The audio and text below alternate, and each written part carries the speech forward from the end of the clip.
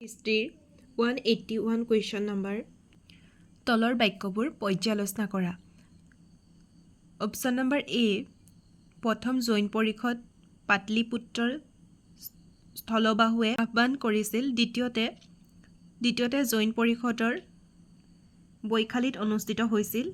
ওপৰৰ কোনটো উক্তি শুদ্ধ? গতিকেলৈ আমি দুয়োটা উক্তি ভালদৰে পঢ়ি ল'ব লাগিব। এনেধৰণৰ প্ৰশ্ন আজিকালি প্ৰায় অহা দেখা পোৱা যায়। লগতে APSC পৰীক্ষা যিসমূহ প্ৰিলিমিনাৰী পৰীক্ষা তাত এনেধৰণৰ প্ৰশ্নসমূহ দিয়া দেখা যায়, যাতে কনফিউজ লাগে আৰু শুদ্ধ উত্তৰটো বাছি উলিয়াত কঠোৰ হয়, যিহেতু কম্পিটিশ্যন লেভেল হাই হৈ গৈ আছে, আমি সকলোৱে জ্ঞাত।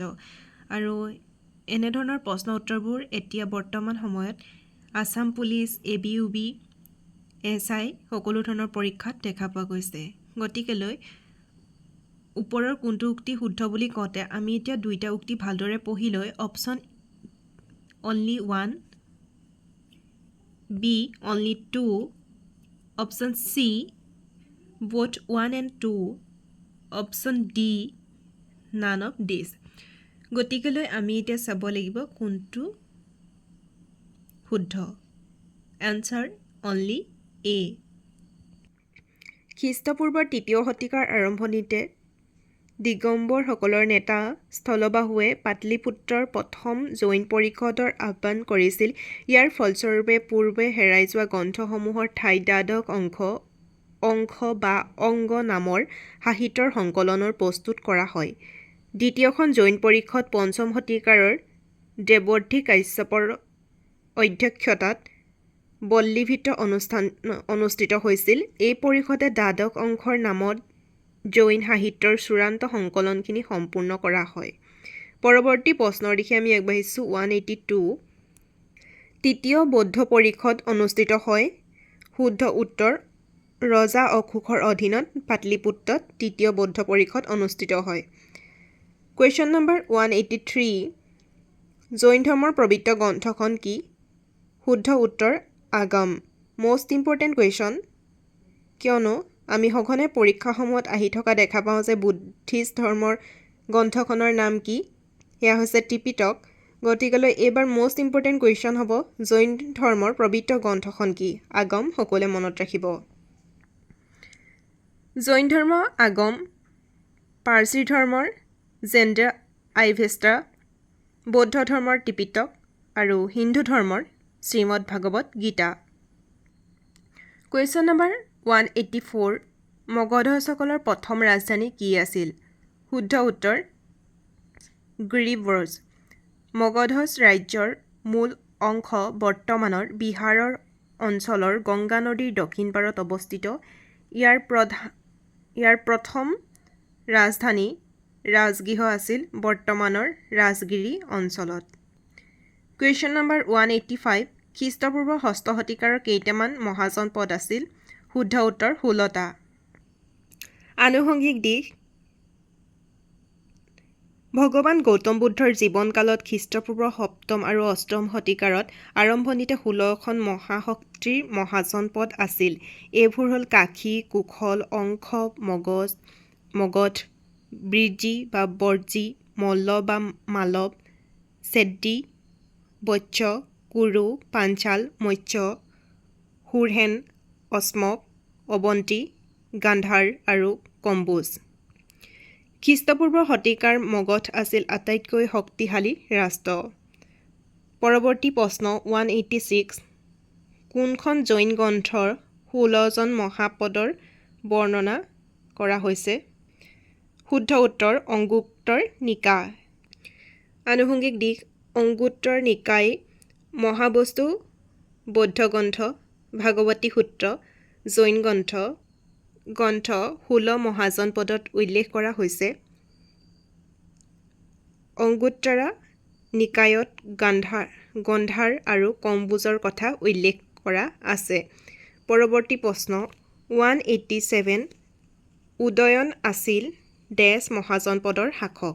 শুদ্ধ উত্তৰ হ'ব বংশ বা বৎস।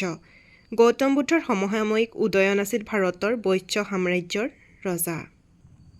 কুৱেশ্যন নম্বৰ 188 বিবিংখাৰক কোনে হত্যা কৰিছিল শুদ্ধ উত্তৰ পুত্ৰ মগধৰ সিংহাসনৰ আৰোহণ কৰিবলৈ 493 খ্ৰীষ্টপূৰ্বৰ বিবিংখাৰৰ পুত্ৰ আজাতশত্ৰুই হত্যা কৰিছিল কুৱেশ্যন নম্বৰ 189 পাটলিপুত্ৰৰ প্ৰতিষ্ঠাপক কোন আছিল উদয়ন্য শুদ্ধ উত্তৰ পাটলিপুত্ৰ বা আধুনিক যুগৰ পাটনা আছিল প্ৰাচীন ভাৰতৰ এখন চহৰ মগধ ৰাজ্যপালৰ উদয়নে 490 খ্ৰীষ্টপূৰ্বৰ গংগা নদীৰ পাৰত এই চহৰ নিৰ্মাণ কৰিছিল পৰৱৰ্তী প্ৰশ্নৰ দিশে আগবাঢ়িছোঁ 190 নন্দবংশৰ প্ৰতিষ্ঠাপক কোন আছিল শুদ্ধ উত্তৰ হ'ব মহাপদ্ম নন্দ শাসক শ্ৰেণীৰ বাহিৰৰ ব্যক্তি মহাপদ্ম নন্দই নন্দবংশৰ প্ৰতিষ্ঠা কৰিছিল 343 খ্ৰীষ্টপূৰ্বৰ পৰা 321 খ্ৰীষ্টপূৰ্বলৈকে নন্দবংশই মগধত ৰাজত্ব কৰিছিল মন কৰিবলগীয়া প্ৰশ্ন ধনানন্দ আছিল নন্দবংশৰ শেষৰগৰাকী শাসক গতিকেলৈ প্ৰশ্নত আহিব পাৰে নন্দবংশৰ শেষৰগৰাকী শাসক মনত ৰাখিব ধনানন্দ আছিল প্ৰশ্ন 191 আলেকজেণ্ডাৰে কেতিয়া ভাৰত আক্ৰমণ কৰিছিল শুদ্ধ উত্তৰ 326 খ্ৰীষ্টাব্দ 326 BC আলেকজেণ্ডাৰে 326 খ্ৰীষ্টপূৰ্বত ভাৰতৰ আক্ৰমণ কৰিবলৈ আহি সিন্ধু নৈ তক্ষশিলাত উপস্থিত হৈছিল সেই সময়ত ধনানন্দ আছিল মগধ সাম্ৰাজ্যৰ শাসক কুৱেশ্যন নম্বৰ 192 হাইটস্পেচৰ বিখ্যাত যুদ্ধ কোনখন নদীৰ পাৰত সংঘটিত হৈছিল শুদ্ধ উত্তৰ হ'ব জেলুম হাইটস্পেচৰ বিখ্যাত যুদ্ধ আলেকজেণ্ডাৰ আৰু ৰজা পুৰুৰ মাজত হৈছিল জেলুম নদীৰ পাৰত সংঘটিত হৈছিল এই যুদ্ধত আলেকজেণ্ডাৰে পুৰুক পৰাস্ত কৰিছিল যদিও পুৰুৰ সাহসিকতা আৰু ব্যক্তিত্বই তেওঁক আপ্লুত কৰিছিল পৰৱৰ্তী প্ৰশ্ন 193 মৌৰ্য বংশৰ প্ৰতিষ্ঠাপক কোন আছিল শুদ্ধ উত্তৰ চন্দ্ৰগুপ্ত মৌৰ্য আনুষংগিক দিশ চন্দ্ৰগুপ্ত মৌৰ্যই 322 খ্ৰীষ্টপূৰ্বৰ উত্তৰ পশ্চিম মেচিডোনিয়াত সত্ৰসমূহৰ আৰু মগধ সাম্ৰাজ্য জয় কৰি মৌৰ্য বংশৰ প্ৰতিষ্ঠা কৰিছিল চন্দ্ৰগুপ্তই মৌৰ্য সাম্ৰাজ্যৰ প্ৰতিষ্ঠা কৰিছিল নন্দবংশক উৎখাত কৰি গতিকে প্ৰশ্নত আহিব পাৰে যে নন্দবংশৰ কোনে উৎখাত কৰিছিল শুদ্ধ উত্তৰ হ'ব চন্দ্ৰগুপ্ত মৌৰ্যই পৰৱৰ্তী প্ৰশ্ন 194 কাৰ সহযোগত চন্দ্ৰগুপ্তই নন্দসকলৰ পৰাস্ত কৰিছিল শুদ্ধ উত্তৰ কৌটিল্যৰ সহায়ত চন্দ্ৰগুপ্তই নন্দবংশক পৰাস্ত কৰে কৌটিল্যৰ আন এটা নাম আছিল বিষ্ণুগুপ্ত আৰু চাণক্য গতিকে মনত ৰাখিব পৰীক্ষাত সঘনাই অহা দেখা পোৱা যায় কৌটিল্যৰ আন এটা নাম কি বিষ্ণুগুপ্ত বা চাণক্য পৰৱৰ্তী প্ৰশ্ন 195 মৌৰ্য সাম্ৰাজ্যৰ ৰাজধানী কি আছিল শুদ্ধ উত্তৰ পাটলিপুত্ৰ আছিল মৌৰ্য সাম্ৰাজ্যৰ ৰাজধানী ৰজাসকলে উক্ত ৰাজধানীৰ পৰাই সাম্ৰাজ্য শাসন কৰিছিল most important question এই কুৱেশ্যনটি উত্তৰ হয়তো সকলোৱে জানে সঘনাই পৰীক্ষাত আহি থকা দেখা পোৱা যায় যে অৰ্থশাস্ত্ৰৰ লেখক কোন শুদ্ধ উত্তৰ চাণক্য বা কৌটিল্যই সংস্কৃত ভাষাত ৰচনা কৰা হৈছিল অৰ্থশাস্ত্ৰ গ্ৰন্থখন শাসন পদ্ধতিৰ ওপৰত লিখিত এই গ্ৰন্থখন বিখ্যাত গ্ৰন্থ কুৱেশ্যন নম্বৰ 200 ইণ্ডিকাৰ কাৰ দ্বাৰা ৰচিত মেগেষ্টানিক সকলোৱে জানে মনত ৰাখিব চন্দ্ৰগুপ্তৰ মৌৰ্যৰ ৰাজদৰবাৰত অন্যতম ব্যক্তি আছিল মেগেষ্টানিক আছিল গ্ৰীক ৰজা ৰাজদূত আৰু সেই সময়ৰ জীৱন পদ্ধতিত ইণ্ডিকাৰ নামত একখনি গ্ৰন্থ নথিভুক্ত কৰিছিল কুৱেশ্যন নম্বৰ 201 মুদ্ৰাৰাক্ষ কোনে ৰচনা কৰিছিল শুদ্ধ উত্তৰ বিশাখা দত্ত কুৱেশ্যন নম্বৰ 202 আলেকজেণ্ডাৰৰ সমসাময়িক ৰজা কোন আছিল শুদ্ধ উত্তৰ চন্দ্ৰগুপ্ত মৌৰ্যই মহান আলেকজেণ্ডাৰ সমসাময়িক আছিল তেওঁ আছিল মৌৰ্য সাম্ৰাজ্যৰ প্ৰতিষ্ঠাপক 322 খ্ৰীষ্টপূৰ্বৰ পৰা 298 খ্ৰীষ্টপূৰ্বলৈকে শাসন কাৰ্য চলাইছিল চন্দ্ৰগুপ্ত মৌৰ্যক ভাৰতবৰ্ষৰ প্ৰথম মহান শাসক হিচাপে স্বীকৃতি দিয়া হয় কুৱেশ্যন নম্বৰ 203 চন্দ্ৰগুপ্তৰ দৰবাৰত স্থান লাভ কৰা গ্ৰীক ৰাজদূতগৰাকী কোন আছিল শুদ্ধ উত্তৰ মেগাষ্টানিক্স আনুষংগিক দিশ মেগাষ্টানিকে আছিল চন্দ্ৰগুপ্ত মৌৰ্যৰ দৰবাৰত স্থান লাভ কৰা এগৰাকী গ্ৰীক ৰাজদূত এছিয়া মাইনৰ বা ইৰাণৰ পথাৰৰ অঞ্চলত জন্মগ্ৰহণ কৰা মেগাষ্টানিক চিড ৰাজবংশৰ প্ৰথম চেলুকাছৰ ৰাজদূত হিচাপে চন্দ্ৰগুপ্ত মৌৰ্যৰ ৰাজসভাত স্থান লাভ কৰিছিল। কুৱেশ্যন নম্বৰ 204 চন্দ্ৰগুপ্তৰ লগত কোনজন জৈন সন্তানৰ সম্পৰ্ক আছিল? শুদ্ধ উত্তৰ ভদ্ৰবাহু। ভদ্ৰবাহু এজন জৈন সাধু আৰু জৈন ধৰ্মৰ দিগম্বিতা পন্থাৰ নেতা আছিল।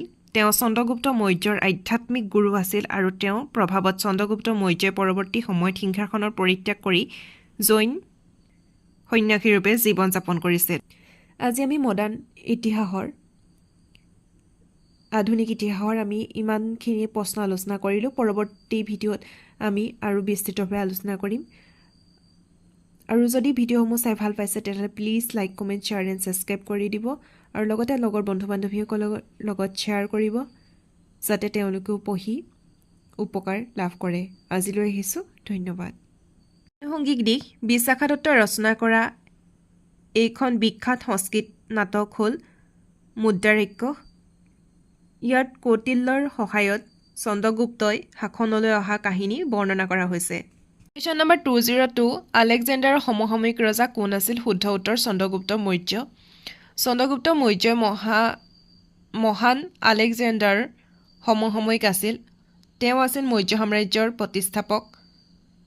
322 খ্ৰীষ্টপূৰ্বৰ পৰা 298 খ্ৰীষ্টপূৰ্বলৈকে শাসন কাৰ্য চলাইছিল। চন্দ্ৰগুপ্ত মৌৰ্যক ভাৰতবৰ্ষৰ প্ৰথম মহান শাসক হিচাপে স্বীকৃতি দিয়া হয়। কুৱেশ্যন নম্বৰ 203 চন্দ্ৰগুপ্তৰ দৰবাৰত স্থান লাভ কৰা গ্ৰীক ৰাজদূতগৰাকী কোন আছিল? শুদ্ধ উত্তৰ মেগাস্থানিক্স। আনুষংগিক দিশ মেগাস্থানিকে আছিল চন্দ্ৰগুপ্ত মৌৰ্যৰ দৰবাৰত স্থান লাভ কৰা এগৰাকী গ্ৰীক ৰাজদূত। এছিয়া মাইনৰ বা ইৰাণৰ পথাৰৰ অঞ্চলত জন্মগ্ৰহণ কৰা মেগাস্থানিক চেলুচিড ৰাজবংশৰ প্ৰথম চেলুকাছৰ ৰাজদূত হিচাপে চন্দ্ৰগুপ্ত মৌৰ্যৰ ৰাজসভাত স্থান লাভ কৰিছিল। কুৱেশ্যন নম্বৰ 204 চন্দ্ৰগুপ্তৰ লগত কোনজন জৈন সন্তানৰ সম্পৰ্ক আছিল? শুদ্ধ উত্তৰ ভদ্ৰবাহু। ভদ্ৰবাহু এজন জৈন সাধু আৰু জৈন ধৰ্মৰ দিগম্বিতা পন্থাৰ নেতা আছিল।